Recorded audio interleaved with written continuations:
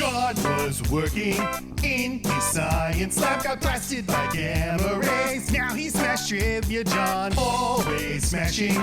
He's friends with Ruffalo, crushing on Maslany, and also Sydney Sweeney. John's here saying, hello my gamma friends, welcome to the show, the Gamma Analysis Podcast.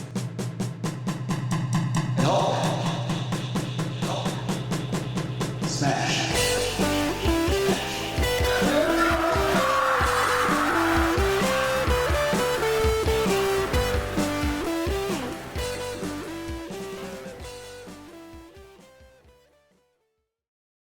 Hello, my Gamma friends. Welcome to the show. I'm your host, Smash Trivia John. You can find me on Twitter, Facebook, YouTube, TikTok, and Instagram by searching Smash Trivia. I'll be the one with the big old green head in the profile picture. This is the Gamma Analysis. Basically, I'm going to review everything Hulk, all the movies, TV shows, and I also do random other geeky films.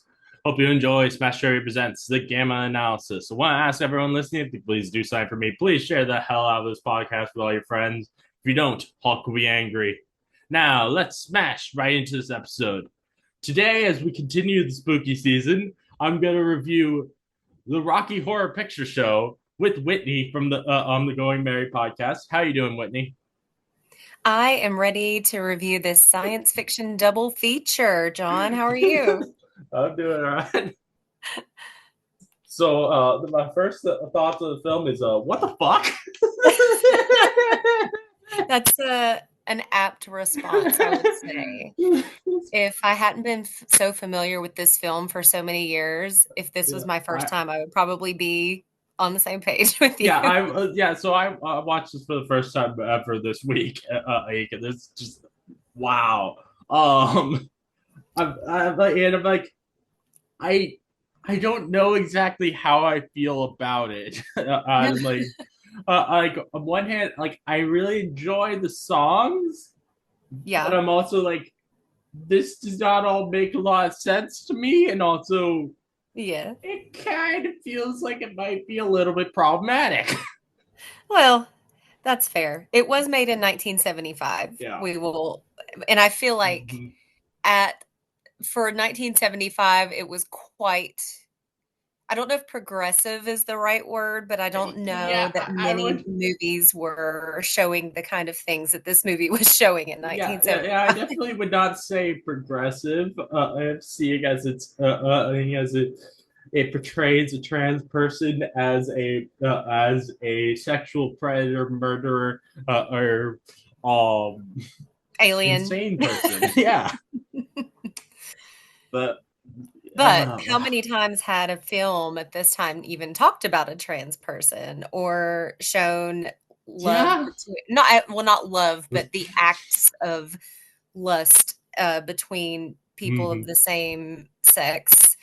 Quite interesting when you think about it in the context. Yeah.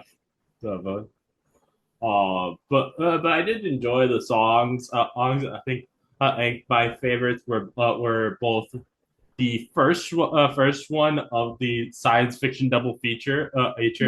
Like I just love the feel of that song a lot. It kind of reminds me of. Have you ever heard of this YouTube song from like 20 years ago called "The Ultimate Showdown"? I don't think so. It's basically just a song about this guy pitting different characters from pop culture together. And it references a lot of characters like the science fiction double feature does, and also just I think the way he sings it feels similar. Okay, I'll have to look that one up for sure. And then the other song that I think I love the most was "Touch Me." Oh yeah, that one's a good one. I do like "Touch Me," but I am a huge fan of the Time Warp. It is in my rotation every Halloween. Because I love anything that has a dance, especially if the dance tells me what to do. So it makes it a lot easier, but it's just so catchy and upbeat. And I was watching this with I hadn't seen this film in a really long time, and I'll talk about why here in just a minute. But just rewatching it with fresh eyes and seeing all of the extras in the background dancing, and they looked like they were having a blast. And I feel like if I was going to be an extra, that's the kind of film experience I would want. It just looks so much fun, you know?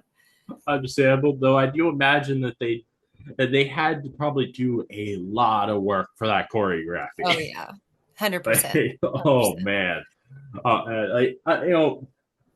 you talk about the dance like ads for the time warp and how they tell you how to do it. I still don't think I would be able to do it, even with them telling me how. It's just a jump to the left, John. And the pelvic thrust. I'm pretty sure there's a bit more to it than that.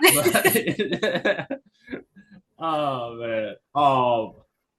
I think my least favorite character in this is Dr. Frankenfurter though. Oh. I see that and I understand why. He is very predatory. Yeah. And he's messing with bringing people to life that, is always a conundrum as far back as, looking at Frankenstein. However, just Tim Curry's performance though, and Tim Curry as a young man, so hot in this movie. Just the corset, so makeup. different from any Tim Curry role I've ever seen. Yes, 100%. Like for me, the big thing when I think of Tim Curry, who I think of is the hotel manager from Home Alone 2. Home Alone 2, yes. That because I watched that movie so many times as a kid. This is just like so insanely different. It is. And I love that movie and I love him in that movie. He has some of my best my favorite lines, like when they break into the hotel room and he's like, "I love you." Just the whole scene is so funny. But that was what I was familiar with as well as a kid. And then I grew up and I watched this movie for the first time when I started dating my now husband. And quick story time. My husband is obsessed with this movie. He loves it so much. He knows every word, every song. And when we were in college, he went a year before me, but when he was in college, there was a group. And I think there are groups all over the place. They do Rocky Horror Nights. And so what they do is they go to whatever theater is on their campus and they all dress up like characters, or they'll wear corsets and tights and put on makeup, male and female alike, non-binary. Everybody does it, right? And they will put the movie on the big screen, and they have this culture where they do callbacks to the movie. They have responses and they will just yell it in the theater. And so if this movie were to come to a theater, you would not want to go see it with my husband because he will ruin your experience or make it better. I guess you could argue that. But that is, when I first watched it, I was probably 19 or so, which was a very long time ago. And that's probably why I hadn't seen it in so long, because it was just, I can't even listen to the songs without him yelling. But that's just because he loves it so much. I literally, while I was watching, I was watching. I actually, there was a moment where I did think about your husband. I was like, when we have the scene of the guy coming out on the motorcycle, he's singing his song. I was like, I feel like your husband would love that song. Yeah, actually, he one time he's gone several times to shows, and there's been times I've found corsets in my laundry that he has worn. But he did dress like Eddie once, and I can't remember if it was for Halloween or if it was for a show, because they, not that he looks like Meatloaf, but he can pull off the outfit. He can. I thought of him with that because I know of from his videos of him making burgers, he always listens to country music, and that's a very country-esque song. Yeah, like rockabilly. Yeah. My husband likes old country music and alternative type country music. And he had a TikTok. I don't think he's posted for a while, but he would just make burgers and listen to music and crazy combinations of burgers. Some of them quite good. I got to taste a few, but Some not so great, but that's I what can imagine. Yeah, you got to experiment. Yeah. Oh, I think that I think my favorite characters in it were probably a Janet and Columbia. I mean, I both obviously they're beautiful, but also I just love their personalities a lot in it. Yeah. Um, I didn't like Brad a lot. He kind of seemed like a douche. He's a pretty square man, which I guess Janet was too for a bit. The things that made me really dislike Brad were like him insisting on making them just do what these people say, take their clothes off. Like Yeah. if I were if I was someone's fiance, I would be like, no, you guys are not just taking our clothes off, especially if my fiance is not comfortable with that For with that. sure. And It's a then weird also, experience. but then just a scene later, he doesn't know her last name. Yeah, he mispronounces her last name, and I wonder, I don't know when this movie was meant to be set, if they were meaning to set it in a certain time period or not, but it seemed very 50s, 60s just with his well, both of their clothes actually, and his very thick square glasses. It seemed very old-timey, which I guess is kind of like, you look at husband, wife, or courting relationships back then, and of course the man was in charge, and the man, Yeah. like, he mentions the woman that got married was an awful good cook, and it's like, ugh, yuck. But I guess putting on your glasses and remembering this is old fashioned. Yeah, I'm not sure either about the decades set in. Like yeah, you mentioned like the 50s and 60s for their look, but I would say it definitely does feel very 70s. These like looks of everybody Mhm. particularly like the guest at the at Dr. Frankfurt's party. Yeah, absolutely. And I feel like it's kind of a parallel between like this little perfect world that Janet and Brad were living in, where it's very like buttoned collar and very quote traditional, and then they enter this space of, I don't know what you would call it, but just like wonder and lust and partying and what people may call deviancy compared to what they were experiencing. So I guess that was kind of purposeful, possibly. Uh, one thing that I was like I found absolutely wow is Brad and Janet had absolutely no reaction to action to Dr. Frankenford killing a man in front of them. They just like, yeah, we'll just keep going along with it. We'll let you fuck us. Like what? This guy's a murderer. Yeah, didn't take much convincing. Interestingly, Barry Bostwick, who plays Brad, I have seen him in person a couple of times at a couple of comic cons that I've been to. Okay.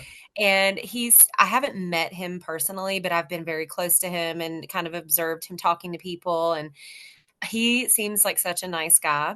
And I will say that the last con I went to, we were there super, super late, like right until closing, because we were waiting to see Matthew Lillard. And Barry Bostwick was one of the last people there, and he was just hanging out and talking to the guy who plays Hodor from Game of Thrones. Nice. He was just hanging out, and I was like, this guy seems like, he's just having fun, because I feel like some people do it because they have to make money somehow, but it just seemed he came off as like a genuinely nice person. And his prices were not as steep as other people's, because I guess, he's kind of older and doesn't work as much anymore. But I think he'd be really fun to meet. He had a lot of Rocky stuff for sale and pictures. So yeah, I bet he would. Now, two things near the end of the film that I'm wondering so much about after watching it. One, where were Riff Raff and Magenta? So like during like part? during like the play section, actually near the end, and then like just like the yeah, just they at a certain point just stopped appearing. So what I kind of assumed, so you see them in the scene where they turn everyone into stone, Mm-hmm. using the Medusa feature, which was kind of cool. But you see them do their weird, like, hand touching thing, and then they walk over Dr. Scott's wheelchair, and then we don't see them again, I think, until, they're like, Dr. Frankenfurter, we're going home.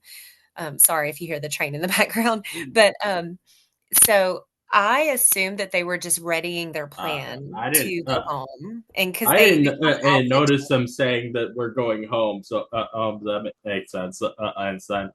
Yeah. The other thing is at the very end we see Brad and Janet is helping the other doctor or to try and get out of there, and it looks as if they were able to actually get out of the house and away from the house, but then the camera cuts to showing them in the pit from the house. What Mhm. happened there?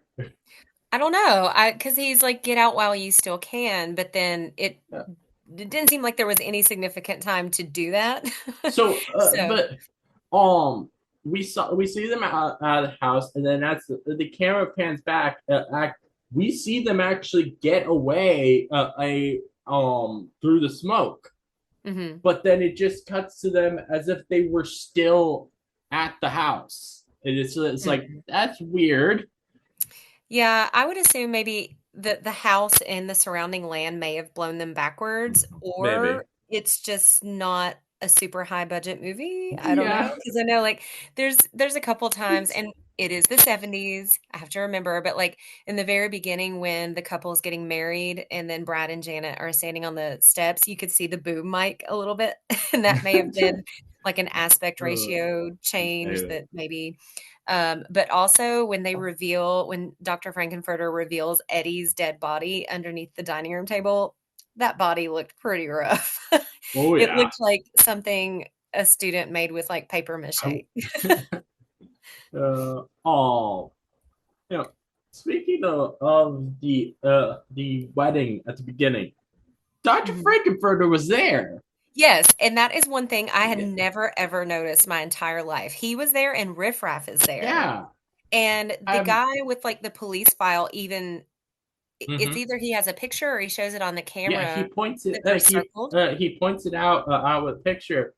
Yeah. But then that's never referenced later in the film. I'm No. wondering what was that about? I don't know. It's like, I guess Uh, living amongst the mm, Earthlings. I don't know, like, why he would choose, like, "Oh, I'm gonna be a priest." But of course Dr. Frankenfurter would do that, like, that's just something he I, would do.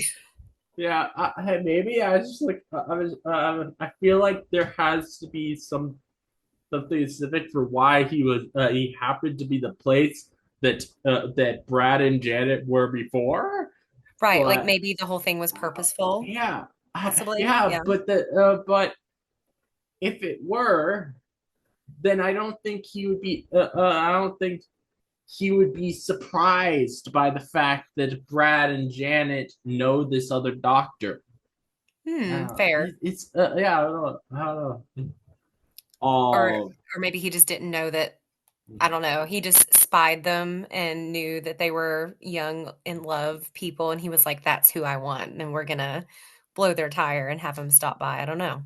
That's a good I question. thing is, I don't think they were actually as in love as Mhm. as they want people to think. Mhm. Like I if you look at like at the very beginning, like Brad's reaction when the guy who got married told him you're gonna be next, he doesn't actually look that thrilled about it Right. when you see him alone. But I think I think he proposes to her to try and tell himself that they are meant to be together. If Sure, that and, like, makes just sense. a sense of, like, this is what I'm supposed to do. This Yeah. is just the next step. It doesn't matter who it is. It's just the point is to get married, have a good job, have children. And I think that that makes a lot of sense for why the both of them were willing to cheat later in Sure, the film. sure. I can agree with that for sure. And speaking of those two scenes, uh, what cracked me up the most when Dr. Frankenfurter was in each room is Janet and Brad both say, "What did you do with Brad? What did you do with Janet?" And both times he says, "Nothing. Why do you think I should?" Hmm. And I just found that so Yeah. hilarious because Yeah. just his character as a whole is so eccentric and weird and just out there, and like his entrance into the party for the first time is so iconic. Like, Oh yeah. people just even if you haven't seen the movie, you recognize that entrance when he first disrobes and shows his corset and his tights and Yeah. introduces himself. So, I don't know, I just there's something about it. It's, like, good for spooky season for Yeah. me.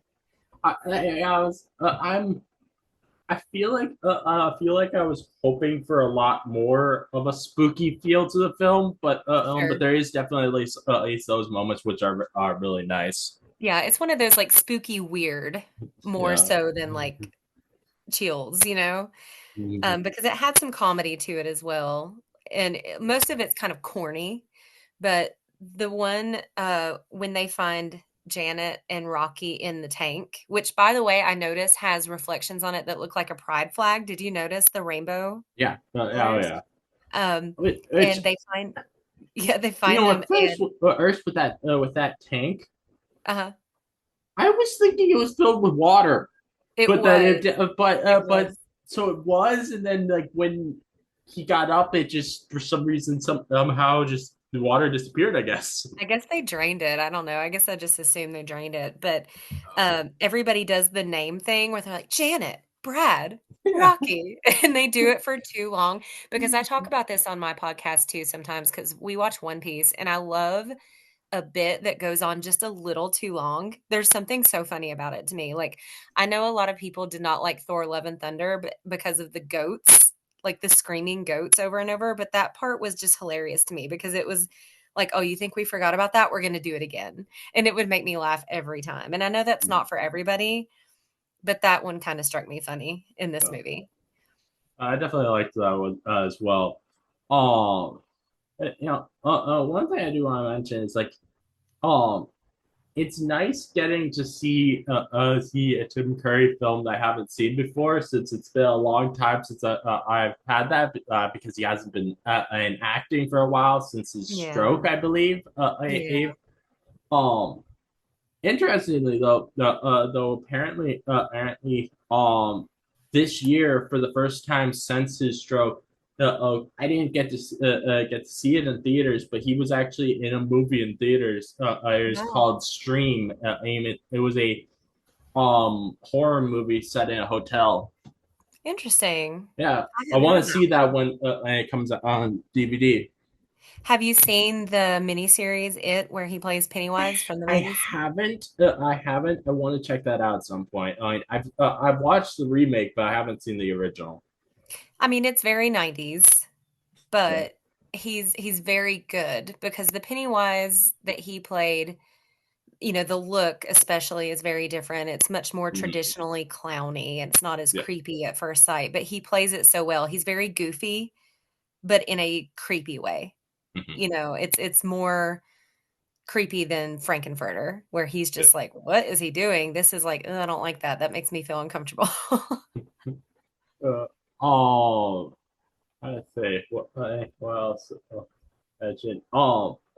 So did Riff Raff and Magenta just like really hate the situation that they were in because like it kind of seemed like that was what was going on. That's why they let um Frankenfurter's creation out.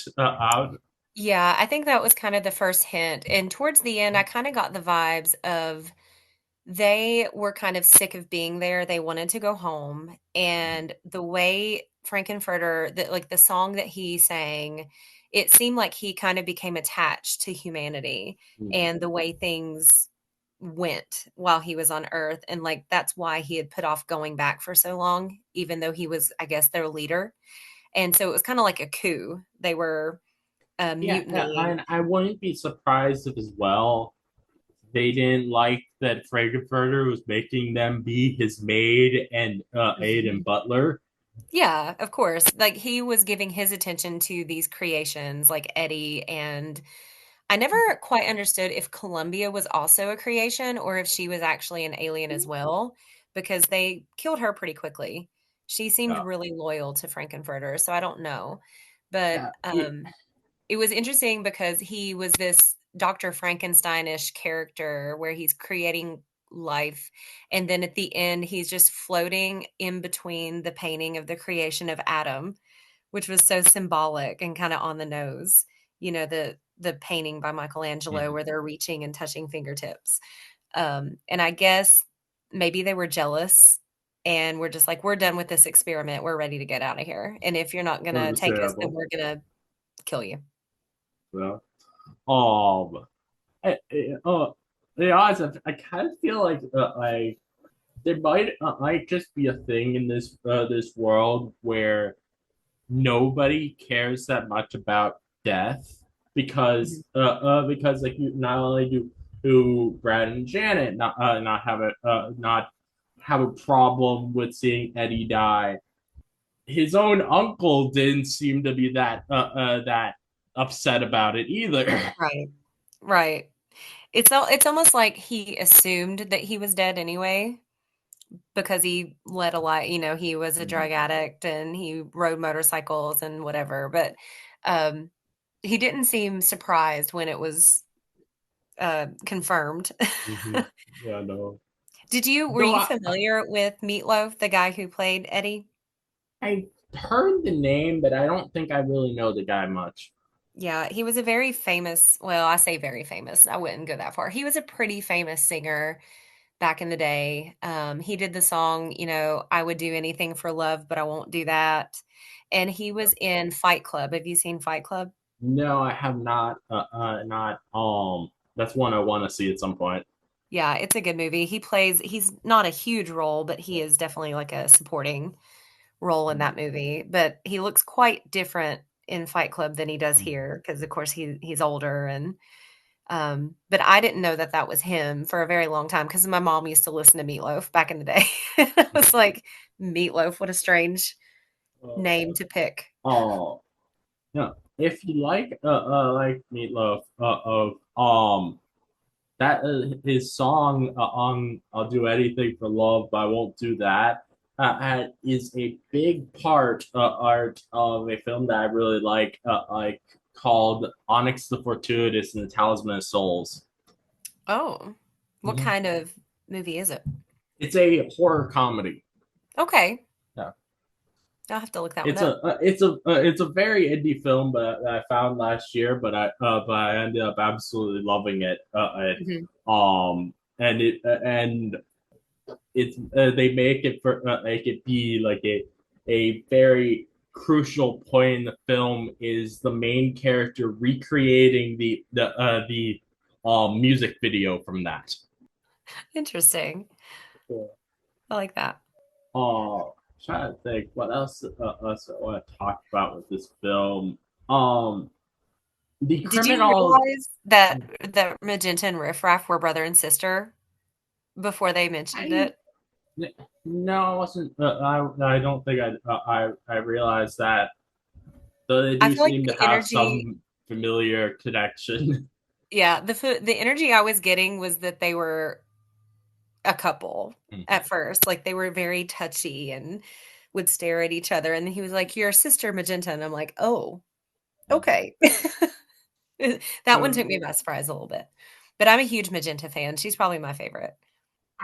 I feel like I could enjoy her, but I just don't. I don't think we got enough from her for me to really get to know her enough. I like just her chaotic nature. Like she wasn't a super deep character by any means, but I like the way she sang, like her voice, and when they were watching Janet sing to Rocky and the way her and Columbia were kind of just giggling and making fun. It just cracked me up the way she Yeah, was. yeah. I loved seeing them just them laughing and oohing and ahhing at the at seeing Aang, Janet, and Rocky Yeah. together. Yeah. Something interesting. I asked my husband if there was anything cool to talk about that, is behind the scenes Mhm. ish. And he did tell me that the guy who plays Riff Raff, and I didn't look up his name, I'm sorry, but the guy who plays Riff Raff is the person who actually wrote the play that this movie is based on. And I Okay. thought that was pretty cool that he was involved in Interesting. that. And I asked him if there were if there was a single callback that they do with these get-togethers they have that was his favorite. Mhm. And he said it was during the opening credits with the lips, the song that you like. And they show some names, and there's 3 Richards in a row. And so every time one comes up, they yell, Dick number 1, Dick number 2, Dick number 3. And then there's a Peter right after that. And the audience says, "What do you get? Um, okay, what do you get with 3 Dicks and 1 Peter?" And then the next name pops up, and it looks like it says, Cream Clifford. The real name is not Cream, it's actually Green with a G, but still it looks like cream, but that's the nature. It's a very sexual, deviant type Yeah. thing when they Uh, get together and they do this. Speaking of that, with this film, like honestly, like oh yeah, there's sexual innuendos in this, but I was Mhm. honestly surprised how little far it went. Like I was Mhm. thinking it was gonna go a lot further, or I was thinking it was gonna be like nudity everywhere, just and Mhm. I was surprised how tame it was. But again, that might just be because it was the 70s. Yeah, just a couple boobs at the end, not much. Yeah, I was a little surprised by that. I was thinking, everything I've heard about this film, I would have expected a lot more, but I didn't. But I was like, okay, Yeah. I think it's just the subject matter itself, like the innuendos and the fact that he was with another man and those kind of things. I don't yeah. know. Yeah. Oh, now, oh, the criminologist is the guy who I guess was doing like a sort of the narrator sort of role. Um, do you think he was supposed to be like supposed to just be some random human in telling the story of this, or do you think he was supposed to be one of the people from that from the transsexual world? Hmm. I don't know. I guess I've never thought about it. I just always assumed he was just a narrator, to say like, here, this happened, this spooky thing happened, and I'm going to tell you what we know. But he has moments of silliness where he participates with Oh yeah. the time warp dance and things. But I don't know, maybe so, but I don't Uh, know if that's just like an undercover thing he's doing, why he would be investigating it as one of them. I got the vibe that he's either one of these aliens, or or he is sort of a historian sort of thing, and it's supposed to be very far in the future, Mhm. and he's telling the story for or to for or like not collecting, what's the word, or preserving purposes, Mhm. as maybe. Possibly. um Now, I want to ask. I know that there is a sequel to this. Have you ever watched that? No, I didn't know there was a sequel. It's called Shock Treatment, and it's about how Brad and Janet going on, I think, like some kind of like some reality TV show. And a lot of weirdness apparently follows Hmm. it. And they're not played by the same actors in it, but there Oh, are okay. actors though that come back from this is in it, like the actor who played Riff Raff is apparently in it. And I was just wondering if that was something you've ever or seen before, or since No. looks Interesting. I wonder, interesting. is it a musical as well? I don't know. Are you a big fan of musicals? Like, is it something Oh that yeah, you enjoy I watching? like musicals a lot. Yeah. I'm hit or miss. I mean, I won't not watch something because it's a musical. It just depends, I guess, on the subject matter for Mhm. me. But, I think this one has a good mix of there's some rock, there's some dance, there's some slow songs. Um, and yeah, it's weird. It's a weird movie, and I don't Mhm. think that it's ever tried not to be, like, Yeah. nobody's ever said, "No, it's great, it's deep, it's this." But, if you're expecting to go into it with some big message, I would just tell somebody who hasn't seen it, like, "Just have a good time. Just watch Mhm. it. Just enjoy it. Just be weirded out." Yeah, I feel like there is an expectation though that it's probably gonna have this deep message just because it's gotten so much praise over the years that just makes you think, Mhm. oh, there must be something deep about this. No, no, it's just weird and horny. And maybe somebody out there could point me to the deeper themes of it, and I would gladly look over that. I mean, maybe there is something that I'm missing, but I mean, I don't think that it's missing anything by not having those deeper meanings to it. I mean, it's just a fun movie. It's weird, it's fun, it's something you should watch once just to say, "Okay, yeah, I've seen that," and I Yeah. get the references, Oh, like, all of these references, like, "Don't dream it, be it." Like, that quote is so famous, and I'm shivering with anticipation, like, that's one of my favorite things from it. apparently, like there is like a modern retelling or something of it that came out, I think, in like 2016. And I kind of want to see what that's like because Mhm. but part of me is like I can't imagine they actually tried very hard because I'm pretty sure it was a TV film for a network TV channel. So which means they probably toned everything down a lot. Yeah. Yeah, I can't imagine. Like, I don't know if they would show him on top of Brad with Brad's legs in the air on ABC. Right? But I don't know. I think it was like a TV broadcast of a play version of it. I think Oh, maybe. okay. And was interesting to see on IMDb. I would like to see the I do. play to see the differences between Mhm. them. Like the two biggest things I think I'm interested in with it is um one on Frankenfurter is actually played by a woman in it, and so I think I'll be interesting, Yeah. and also I like the actress who plays Janet in that at Victorious Justice is or Victoria Justice, I think is her name. And Okay. she was someone who was in a lot of Nickelodeon shows when I was growing up. Oh, interesting. Yeah, that would be fun to see. I would also like to see one with Frankenfurter as a woman. That'd be really interesting. Trying to think, is there anything else we should talk about with this film? It's interesting to me how even though Rocky is Frankenfurter's creation, I Mhm. don't think Rocky wants much to do with him. Yeah, I mean, he runs from him at first. Yeah. I feel like there's some parallels between him and Frankenstein's monster here, because he's panicked at first when he comes back to life because he was literally not alive a few seconds ago.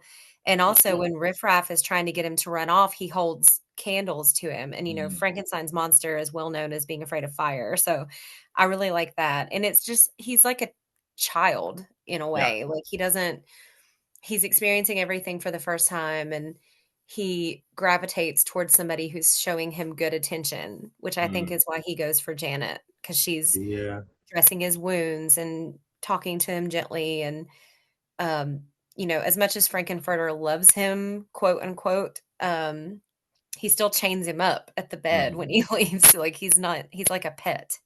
Yeah, It's not a good situation. yeah, definitely not. I wish he had had been able to make it out of the castle, didn't get Yeah, chased down by those dogs. for sure. Oh, he was so Which scared. It was sad. which I kind of wonder if that is where the Simpsons got the idea for the gag of having of Mr. Burns having these dogs that he always sends out after people. Interesting. What I'd be Possibly. surprised. Also another thing that I wonder is if came from this is like I may be wrong because I don't watch a lot of older films, so it could have been from something even earlier than this. But um, Brad at one moment during the film uses the phrase "Great Scott," and I wonder if that's where Back to the Future got that phrase from. Huh. I've never seen Back to the Future, I have to say. But Oh, I am familiar that he does say that. And I don't even know his name in that movie. But the doctor, is he a yeah, doctor? yeah. I don't know. Okay. But yeah, I've seen that for sure. But I don't know. I wonder where that is from. That's a good question. Great Scott. Is that from, I wonder if it's from like a book or something. Could be. I don't know. Oh, yeah, yeah. I recognize that. Yeah.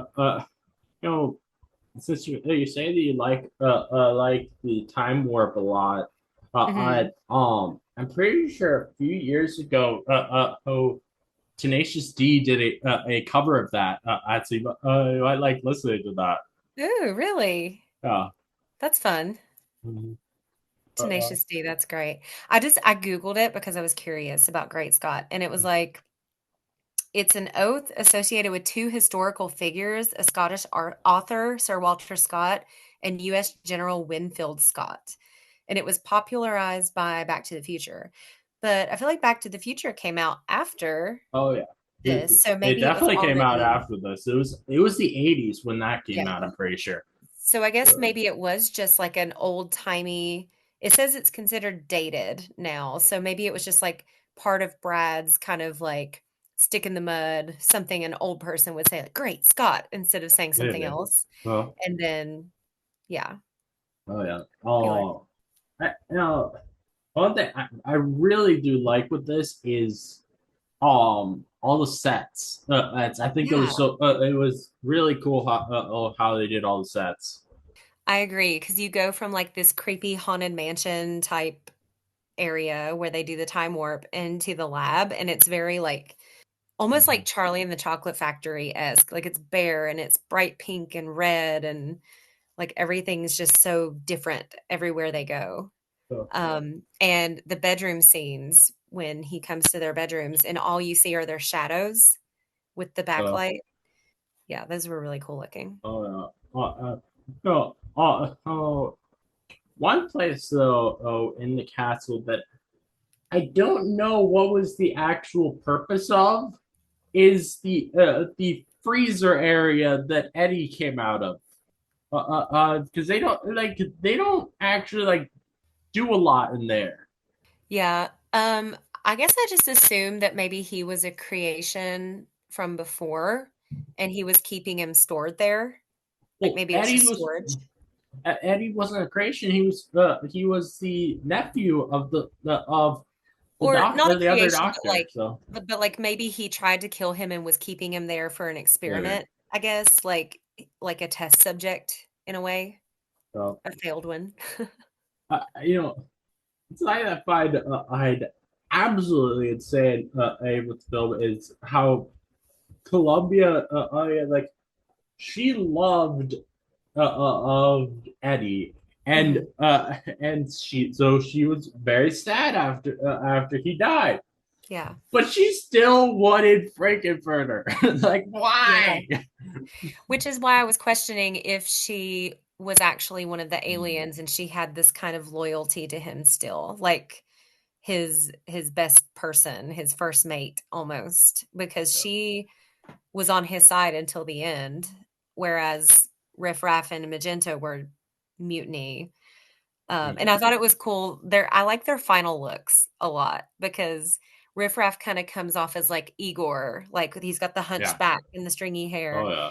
and then he looks just like super futuristic, new agey, and she looks kind of like the Bride of Frankenstein with her lightning bolt hair.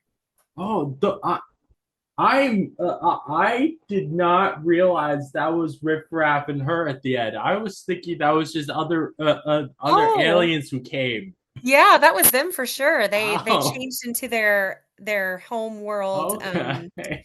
costume. Yeah. And that's Yeah, I why I was think thinking they're that on was the just show. that was other aliens who were sent there to deal with Frankenfurter. Gotcha. Now it Uh, makes a little more sense, right? yeah, that definitely makes more sense. Um, I think that's really everything to talk about with film. I definitely enjoyed it. I Mhm. didn't love it, but I definitely did enjoy it. Enjoy it. I particularly enjoyed the songs. I'm glad that I've now seen this. Uh, I don't know how many times I'll probably ever see this again, but yeah, Right. Maybe just at Halloween once or yeah, twice every few years, you know? I maybe. think it definitely has like a cult following and it's become Hmm. more popular with people, especially my age. I don't know that it's so popular with the youth of today because I don't think there's many references, but maybe they'll rediscover it. Who knows? I